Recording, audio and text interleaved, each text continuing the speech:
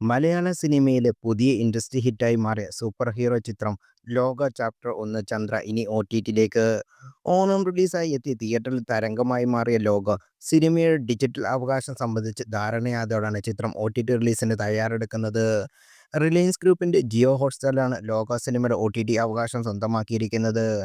ഏഷ്യാനെറ്റാണ് ചിത്രം സാറ്റലൈറ്റ് അവകാശവും ലഭിച്ചിരിക്കുന്നത്.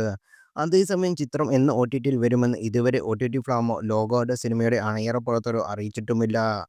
നേരത്തെ ലോക സിനിമയുടെ OTT അവകാശം അമേരിക്കൻ സ്ട്രീമിംഗ് പ്ലാറ്റ്ഫോമായ നെറ്റ്ഫ്ലിക്സ് സ്വന്തമാക്കി എന്ന് റിപ്പോർട്ടുണ്ടായിരുന്നു.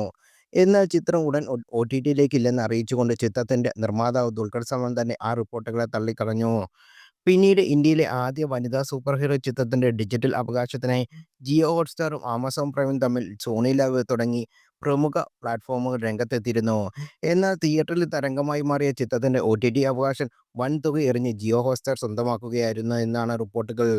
ലോഗോ സിനിമയ്ക്ക് രണ്ടും മൂന്നും ഭാഗങ്ങൾ ഉണ്ടെന്ന് മനസ്സിലാക്കി അത് ലക്ഷ്യമാക്കി തന്നെയാണ് ജിയോ ഹോട്ട്സ്റ്റാറും ഏഷ്യാനെറ്റും വൻതുക എറിഞ്ഞ് ചിത്രത്തിന്റെ ഡിജിറ്റൽ സാറ്റലൈറ്റ് അവകാശങ്ങൾ സ്വന്തമാക്കിയത്.